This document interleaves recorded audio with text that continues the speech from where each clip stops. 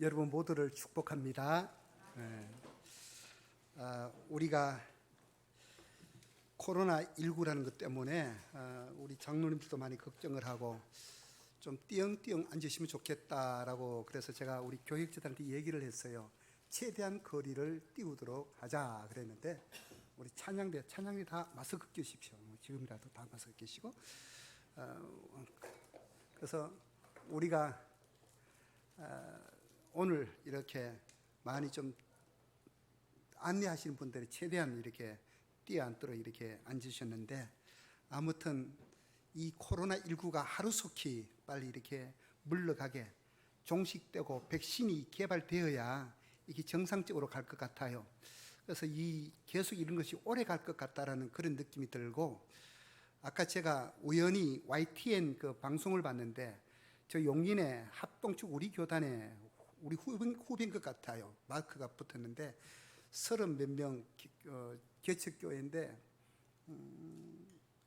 12명인가 뭐 이렇게 됐다라고, 지하실 예배당에 환풍기도 안 떼고 이런 데 됐다라고 해서 제가 와서 이렇게 봤는데, 이렇게 문이 우리는 열려져 있고, 여러분 괜찮습니다. 이렇게 마스크 끼고 우리가 예배하면은 아무 없어요.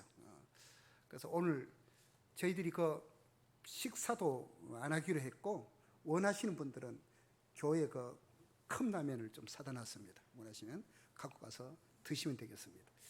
아무튼 우리가 이 코로나라는 우리를 자유롭게 하지 못하는 이런 전염병이라도 국가가 소중하고 사람이 소중하다는 것을 느꼈습니다. 우리가 목회 원력은 특별히 6월달은 또 애국의 달인데, 우리는 우리가 속해 있는 대한민국에 내가 태어났다는 이 사실도 감사하고 조국을 사랑해야 되지만은, 우리가 더 영원한 우리의 조국 하나님의 나라를 사모하는 이런 마음들이 여러분들 속에 끊임없이 일어나기를 주님의 이름으로 축원합니다. 그래서 저는 오늘 주기도문 3번째 시간인데, 강구는 2번째 강구. 첫 번째 강구가 이름이 거룩히 여김을 받으시오며, 2번째가 바로 나라이 임하시오며, 이게 오늘 또 설교의 주제이고 또 그렇습니다. 근데 이게 나라이 임하시오며, 이게 더 정확한 번역은 아버지의 나라가 오게 하소서라는 것이 더 정확한 번역이라는 사실입니다. 아무튼 오늘 여기 하나님의 나라, 천국 할 때 우리 그리스도인들은 주로 어떤 것을 이미지하고 있는가 하면은, 우리가 이 다음에 죽어서 가는 또 다른 어떤 내세에 담보된 그곳, 이 정도로만 우리가 이야기하는데, 오늘 예수님께서 가르쳐 주신 나라가 임하시오며라는 이 단어를 보면은 오늘 우리가 살고 있는 이 현실과 결코 무관하지 않는, 단순히 이 다음에 죽어가지고 또 다른 세계로 가는 내세가 보장된 그 나라만을 이야기하는 것이 아닌, 주의 나라가 우리에게 오게 하소서라는 이 말을 보면은 현실에도 분명히 이 하나님의 나라는 상관이 있다라는 것을 말씀하고 있습니다. 이걸 정확히 알기 위해서 예수님께서는요, 이 주님이 가르쳐 주신 기도문, 이걸 제자들에게, 후대 사람들에게 가르치기 위해서 가르쳤을 때, 그러면은 유대인들은, 예수님 당시의 유대인들은 하나님의 나라에 대해서 어떻게 생각하고 있었는가? 그들은요, 하나님의 나라는 구약에서부터 계속 선지자들이 말해왔던 나라였습니다. 우리가 구약 성경 맨 마지막 성경이라고 할 수 있는 말라기서에서는 말라기 선지자는 어떻게 말했는가? 말라기 3장 1절을 우리 한번 화면에 나와 있죠? 같이 읽겠습니다. 시작. 만군의 여호와가 이르노라, 보라, 내가 내 사자를 보내리니 내가 그 앞에서 길을 준비할 것이요, 또 너희가 구하는 바 주가 갑자기 그의 성전에 임하시리니 곧 너희가 사모하는 바 언약의 사자가 임하실 것이라. 이 3장 1절에 여기 보니까 주가 갑자기 그의 성전에 임하시리니 곧 너희가 사모하는 바 언약의 사자가 임하실 것이라. 그러니까 말라기 이 선지자는 하나님의 나라를 이루실 큰 언약의 언약의 사자가 온다라고 구약의 마지막 책 말라기에 말씀을 했었습니다. 이게 말라기 선지자만 이런 얘기를 했는 것이 아니라 우리가 흔히 큰 선지자라고 말하는 예레미야나 이사야 같은 선지자도 이런 얘기를 했어요. 우리가 이사야서를 한번 볼까요? 이사야서 52장 7절부터 좀 깁니다만은 10절까지를 저와 여러분들이 우리 한 절씩 교독하겠습니다. 제가 먼저 7절을 읽겠습니다. 좋은 소식을 전하며 평화를 공포하며 복된 좋은 소식을 가져오며 구원을 공포하며 시온을 향하여 이르기를 내 하나님이 통치하신다 하는 자의 산을 넘는 발이 어찌 그리 아름다운가.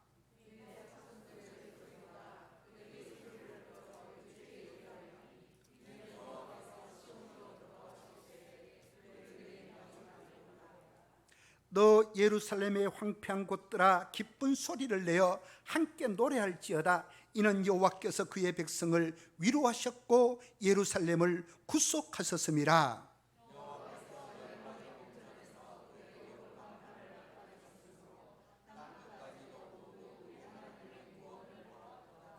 여기 마지막 절에 보니까 땅끝까지 우리 모두 하나님의 구원을 보았도다 그랬습니다. 이 말을 요약하면 이렇습니다. 에덴 동산의 타락으로 말미암아 타락했잖아요. 하나님께서는요 에덴 동산에 아담을 세울 때는 왕으로 세웠습니다. 왜요? 네가 생육하고 번성하고 정복하고 다스리라는 이런 사명을 왕으로 아담을 세웠는데, 물론 주권은 하나님께 있습니다만은, 그런데 사탄이 자기 나라를 가지고 이 땅에 하나님의 나라를 가만두지를 않았습니다. 그래서 아담의 아내 된 하와를 타락을 시키고 그 남편도 결국 타락을 시켰습니다. 그래서 여러분 이 하나님의 이 타락된 이때부터 하나님은 끊임없이 창세기 3장 15절 이하를 통해서 선지자들을 통해서 내 나라가 다시 세워진다라고 하나님은 그렇게 말씀해 오셨습니다.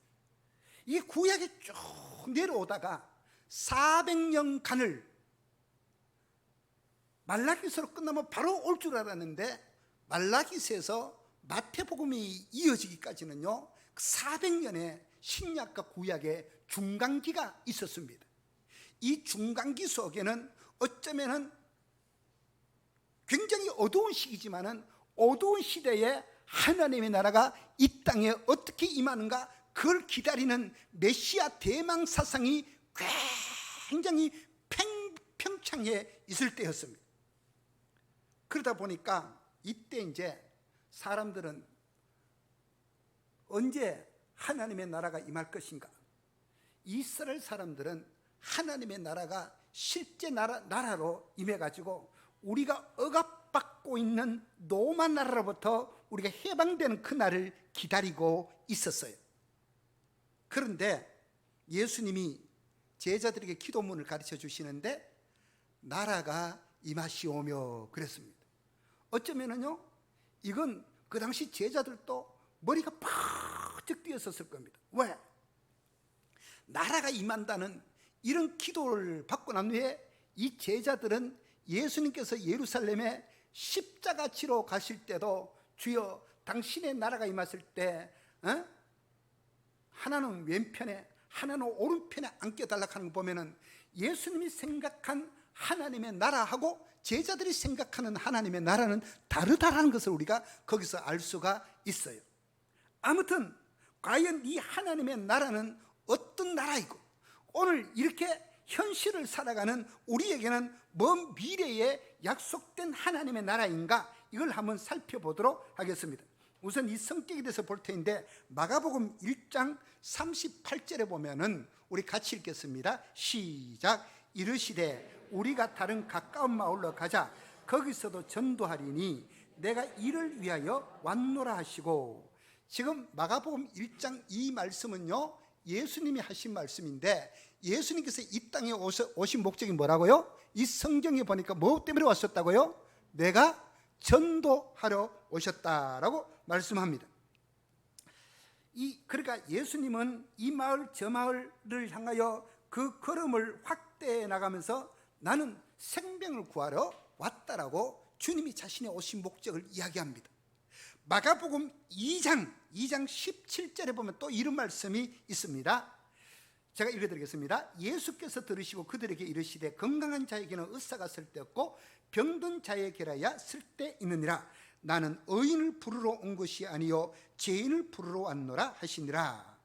예수님께서 이것저것 다니면서 전도하시는데 주님은 어떤 자를 전도하러 왔는가? 나는 완전하다, 나는 건강하다, 나는 의사가 필요 없다, 이런 사람을 위해서가 아니라 병든 자, 다른 사람의 도움 없이는 온전히 설 수 없다고 생각하는 자, 이들을 위해서 주님은 오셨다라고 자신의 그 정체성을 그렇게 확인하고 있습니다. 세 번째로 예수님께서 이 땅에 오신 목적이 마태복음에 보면 마태복음 5장 16절에 보면 이런 말씀이 있습니다. 같이 읽겠습니다. 시작. 이같이 너희 빛이 사람 앞에 비치게 하여 그들로 너희 착한 행실을 보고 하늘에 계신 너희 아버지께 영광을 돌리게 하라. 그리고 17절에 보면 내가 율법이나 선지자를 폐하러 온 줄로 생각하지 말라. 폐하러 온 것이 아니요 완전하게 하려 함이라 그랬습니다. 예수님께서는 이 땅에 오실 때에 오신 목적이 율법을 폐하러 오신 것이 아니라 내가 율법을 완성시키러 오셨다라고 그렇게 말씀하셨는데, 예수님은 이 땅에 오실 때 이때 로마가 주님이 이 땅에 오실 때 통치를 하고 있을 때입니다. 로마는 가치관이 뭡니까? 힘이 선이고 강력함이 정의인 것이 바로 로마의 가치관이었습니다. 로마는 힘이 선이었습니다. 그런데 예수님께서 오셔가지고 하시는 말이 누가 너희를 오리로 가자 하면 십리를 가고 오른밤을 때리거든 왼판을 돌려대고 누가 속옷을 달라 하면 겉옷까지 주라. 마음이 온유한 자는 복이 있나니 천국이 저희 것이며 하고, 이런 말들은 이 당시 로마 가치관하고는 이게 맞아요 안 맞아요? 전혀 맞지 않습니다. 힘이 선이라고 강함이 정의라고 주장하는 로마의 가치관 이를 갖고 이때 그 사람들이 생각하는 것도요, 헤롯을 다스리고 있는 분봉왕, 유다를 다스리고 있는 분봉왕 헤롯이잖아요. 헤롯은 그 당시에 유대인들에게는요 웃음거리밖에 안 됐어요. 조롱거리라는 겁니다. 황제가 다스린 로마도 그 당시 세상의 권력을 지락펴락했지만은 그들이 황제 밑에 있으면서 너무 고생을 하고 있는 거예요. 그래서 이 정통 유대인들은 우리에게 하나님의 나라는 어떻게 올 것인가, 그 부분에서 굉장히 고민하고 있었는데, 예수님이 오셔가지고 하시는 말씀이 로마의 무슨 철권 정치에 대항하려는 이런 거는 없고, 마음이 온유한 자, 애통하는 자, 서로 사랑하라, 이런 이야기만 하는 거예요. 그러니까 사람들의 가슴 속에는 답답함이 올라오는 거예요. 그 당시 가치관을 볼 때는 예수님이 하신 말씀 들으면 어이구 저 모질이 바보같이 저런 말만 한다, 이런 생각이 이제 그들 속에 올라오는 거예요.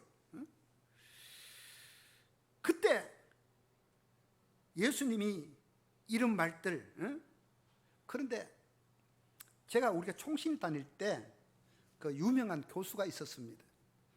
그분이 하는 말이 회개가 뭐냐, 회개를 이야기하면서 회개는 한마디로 그분이 정의하기를 우리의 마음속에 정권이 교체되는 것이 회개다 그랬어요. 그러니까 우리 마음속에 전에는 어둠의 영 사탄의 나라가 우리를 지배하고 있었는데, 이 사탄이 지배하는 나라가 하나님이 지배하는 나라가 된다면 이거는 우리 마음속에 정권이 바뀌어졌다는 겁니다. 그게 바로 회개라고 그분이 이야기를 했어요. 그런데 이 사탄은요 본래 이 나라를 하나님이 아담을 에덴 동산에 보낼 때는 뭐로 보냈다고요? 정복하고 다스리라는 지상 명령을 준 거 보면 아담을 에덴의 왕으로 보냈습니다. 근데 사탄은요, 아담이 이 땅에 왕으로서 사역을 못하도록 막 발악을 했었습니다. 그래서 뭐 했어요? 아내를 타락시키고 아담을 타락시켰습니다. 그래서 우리가 이 땅에서 가만히 보면은요, 항상 두 나라가 존재하고 있습니다. 어거스틴이라고 이야기도 하고, 중세기 유명한 신학자 아우구스티누스라고 말하는데 동일인입니다. 어거스틴이라는 사람이 신의 도성이라는 유명한 책을 썼어요. 하나님의 성이 있고 세상에 사탄의 성이 있습니다. 이 신의 도성 책을 보면은 우리가 하나님 나라와 세상의 사탄의 나라, 우리 그리스도인들은 거기에 낑겨가지고 있다라고 표현을 하고 있습니다. 여러분, 성경에는, 아니 우리가 인생을 살아오면서 보면, 우리 인생을 보면요, 항상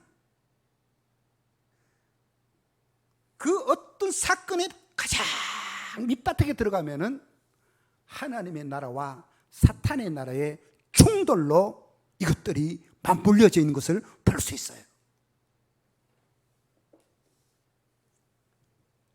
자, 이 하나님의 나라를 예수님이 어떻게 정리를 하고 있는가 하면은, 요한복음 18장 35절을 보면은 이런 말씀이 있습니다.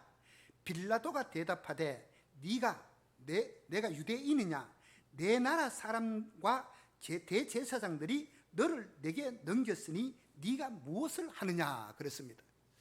여러분, 이 말은요, 예수님이 잡혀갔을 때 빌라도가 예수님에게 봐라, 너 따르던 무리들도 이제 다 도망갔다. 네 나라가 이 세상에서 펼쳐진다면은 봐라, 너는 아무 세력도 없지 않느냐? 뭐 네가 뭘 하겠느냐라고 예수님을 이렇게 조롱하면서 이렇게 이야기합니다. 그때 예수님께서 빌라도에게 어떻게 대답하셨는가 하면은요, 그게 요한복음 18장 36절인데 우리 같이 한번 읽겠습니다. 시작. 예수께서 대답하시되 내 나라는 이 세상에 속한 것이 아니니라. 만일 내 나라가 이 세상에 속한 것이었더라면 내 종들이 싸워 나로 유대인들에게 넘겨지지 않게 하였으리라. 이제 내 나라는 여기에 속한 것이 아니니라. 지금 조롱 때문에 빌라도에게 질문을 받은 예수님의 대답은 내 나라는 이 세상에 속했다, 속하지 않았다, 속하지 않았다라고 이야기합니다.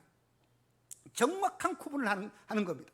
마태복음 10장 34절 보면 내가 세상에 화평을 주러 온 줄로 생각하지 말라. 화평이 아니요 검을 주러 왔나라고 이야기했습니다. 이 말은요, 철저하게 하나님의 나라는 세상 나라하고 구분되어져 있다는 것을, 구분을 얘기하는 겁니다. 우리는 이 세상에 속했지만 이 세상, 예수님의 나라는 이 세상에 속하지 않는 것처럼, 그래서 우리는 뭐래요? 빌립보서 3장에 보면 우리의 시민권이 어디에 있다라고 말씀하고 있습니까? 천국에, 하늘에 우리의 시민권이 있다라고 말씀하고 있어요. 여러분, 하나님의 나라는 이미 왔습니다. 내가 아까 어거스틴 이야기도 했지만은 천국의 도성 하나님의 나라는 우리 가운데 왔어요. 그 하나님의 나라에 대해서 누가복음 17장 20절을 우리 또 한번 같이 읽겠습니다. 자, 이거는 20절은 제가 읽고 21절은 여러분들이 읽어주시는데 잘 한번 보십시오. 바리새인들이라고 시작합니다. 여기 나오는 이 바리새인들은요, 예수님을 지금 흠잡기 위해서 꼬투리 잡을 거 없나, 고발할 거 없나, 이런 사람들이 지금 예수님에게 와가지고 지금 예수님과 대화하는 장면을 머릿속에 염두에 두고, 자, 제가 20절 읽겠습니다. 바리새인들이 하나님의 나라가 어느 때 임하나이까 묻거늘 예수께서 대답하여 이르시되 하나님의 나라는 볼 수 있게 임하는 것이 아니요.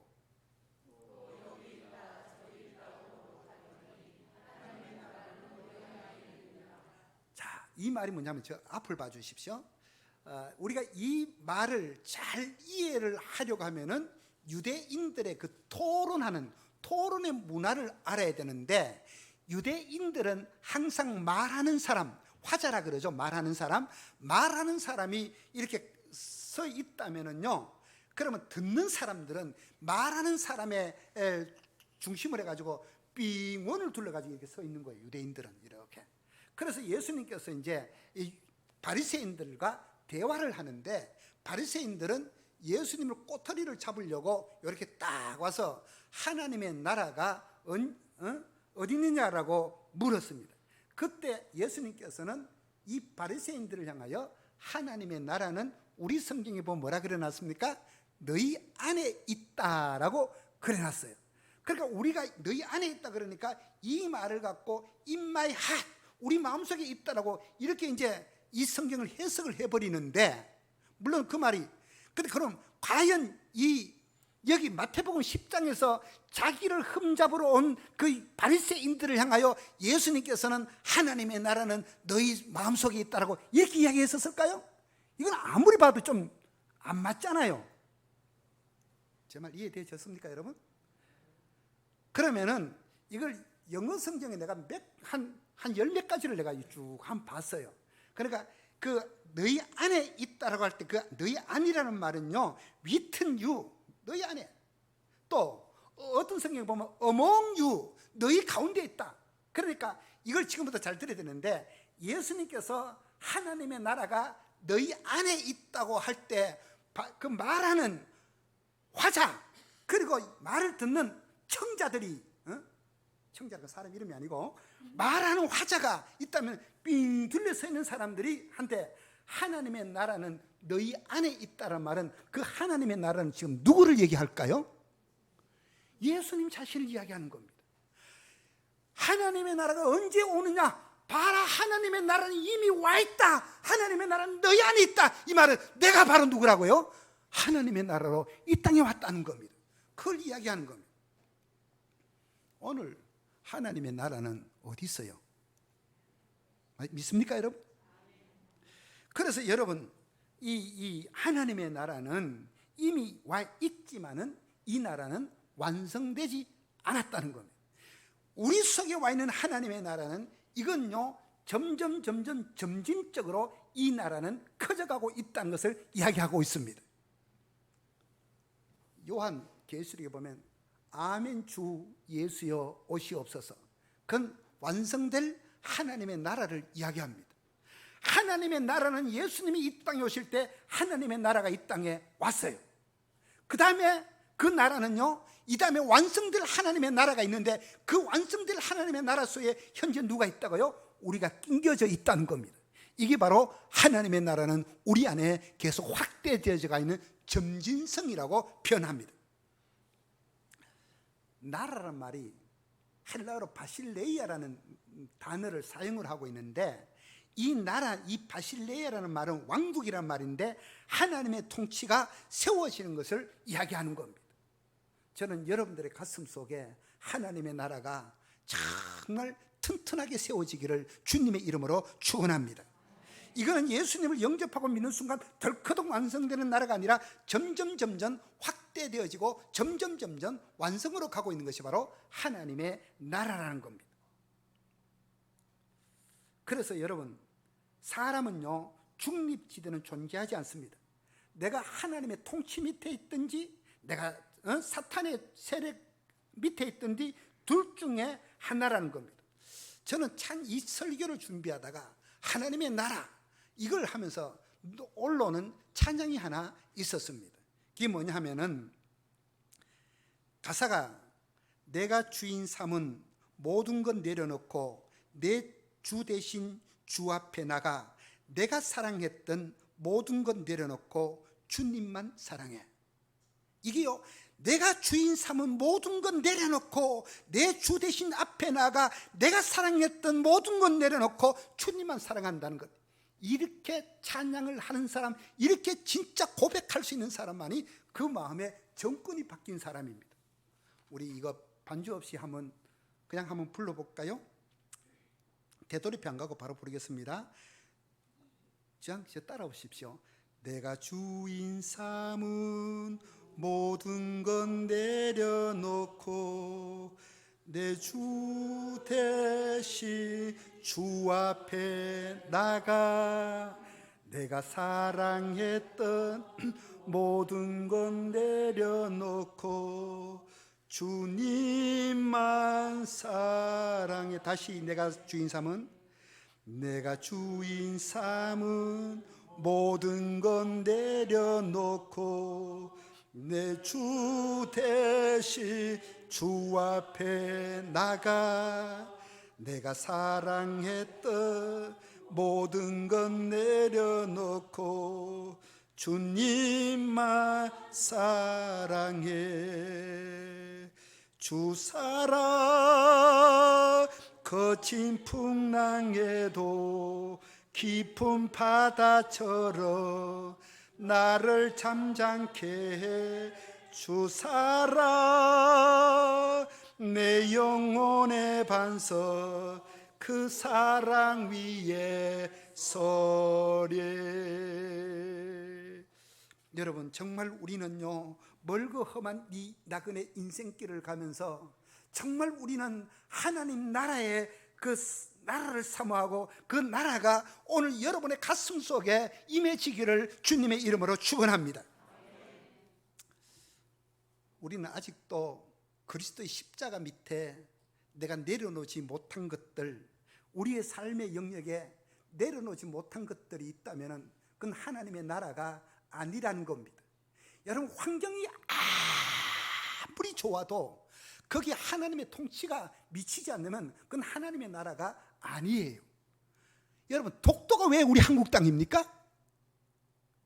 독도가 왜 우리 땅이에요? 거기에 뭐예요? 대한민국의 행정의 영향력이 있기 때문에 거기가 우리 땅인 거예요. 여러분, 우리의 강구석에 나라가 임하시옵소서. 이 말은요, 그 강구석에는 이런 내 모든 것을 주님 앞에 내려놓겠다는 결단과 헌신이 있어야 되는 겁니다. 여러분, 사도 바울은 이제 설교를 마치겠습니다. 위대한 선교사였습니다. 사도 바울은 위대한 선교사인데 마지막에 그 자기의 그 인생을 쭉 다 와서 마지막 자기 인생을 돌이켜 볼 때 자기는 어떻게 살아왔는가? 하나님의 거룩한 제단에 바쳐지는 제물로 자기가 살아왔다는 겁니다. 그게 바로 디모데후서 4장 6절에 같이 읽겠습니다. 시작. 전제와 같이 내가 벌써 부어지고 나의 떠날 시각이 가까웠도다. 나는 선한 삶을 사오고 나의 달려갈 길을 마치고 믿음을 지켰으니. 여기 보니까 제사를 말합니다. 전제와 같이 내가 벌써 부어지고 나의 떠날 시각이 가까웠도다라고 이야기합니다. 이게 바로 자기가 하나님 나라의 삶을 사는 사람의 마지막 고백이 바로 내가 하나님 앞에 정말 제물제단의 제물처럼 나는 살아왔다라고 고백합니다. 우리 한국에 옛날에 전에는 1200만의 그리스도인 기독교인들이 있었다 그러는데 4년 전인가 우리가 할 때마다 조사를 하는데 기독교인들이 870만 명이라고 그 조사가 나왔습니다. 여러분, 이런 800만이라는 그리스도인이 있다는 그 숫자가 중요한 게 아니라 정말 하나님이 찾으시는 숫자는 한 사람이라는 사실입니다. 누가 이 시대를 위해서, 누가 이 민족을 위해서, 누가 이 병든 세상을 위해서 하나님의 나라를 드러내며 살아갈 수 있는가? 그 한 사람을 하나님은 지금도 찾고 있다는 사실입니다. 그 한 사람의 주인공이 바로 여러분들이 되어주시기를 주님의 이름으로 축원합니다. 여러분, 하나님이 이 한 사람을 찾고 있는 거예요. 사랑하는 성도 여러분, 우리 각자가, 저는 설교를 준비하면서 우리 황금종교의 성도들 각자가 바로 이 한 사람이 되어야 된다는 그런 생각을 했습니다. 나라가 임하게 하옵소서. 이게 쉽게 할 수 있는 기도가 아니라는 겁니다. 우리는 하나님께 제 연약함을 잘 아시지요. 내 상황을 하나님 너무 잘 알잖아요. 내가 이 땅에 호흡하고 내가 이 땅에 밥 세끼 먹고 살아갈지라도 하나님, 저는 연약합니다. 하나님이 도와주지 않는다면 나는 아무것도 할 수 없다는 이런 고백들이 늘 우리 속에 있어야 되는 겁니다. 마지막 질문 한 가지 하겠습니다. 여러분, 교회의 가치관이 높아야 됩니까? 세상의 가치관이 높아야 됩니까? 교회의 가치관이 높아야 된다 1번, 세상의 가치관이 높아야 된다 2번. 손가락으로 한번 표현해 보십시오. 여러분, 누가 뭐라 그래도 교회의 가치관이 세상의 가치관보다는 높아야 되잖아요. 제가 어제 어떤 목사님의 그 아들 결혼식에 갔다가 밥을 먹으면서 그 이야기를 하는 걸 들었었어요.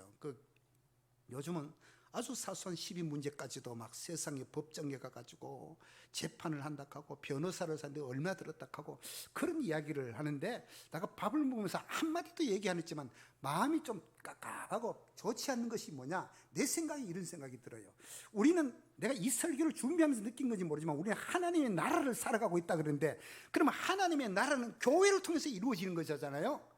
교회의 가치관이 세상의 가치관보다 높아야 된다면은 왜 높은 가치관을 갖고 있는 이 교회가 낮은 가치관의 세상에 거기 가서 판결을 해달라는, 왜 이런 일들을 교회가 해야 되는가? 더 높은 가치관을 우리가 교회가 갖고 있다면 더 높은 가치관은 교회 안에서 해결을 할 수도 있지 않는가? 이런 생각이 저한테 확 밀려오는 거예요. 여러분, 제 말이 맞습니까, 여러분?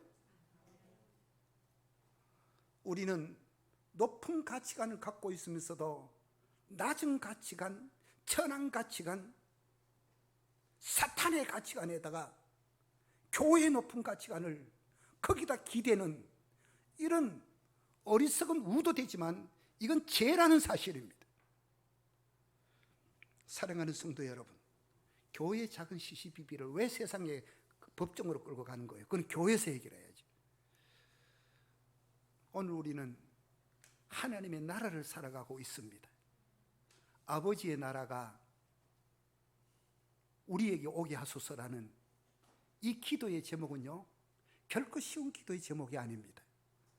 정말 우리가 호흡하고 우리가 이 땅에 살아가면서 이 한 주간도 우리 언어의 고백과 삶의 현장에 하나님의 나라가 오게 하는 우리 모두가 되어지시기를 주님의 이름으로 축복합니다. 기도드리겠습니다. 사랑하시는 아버지 하나님,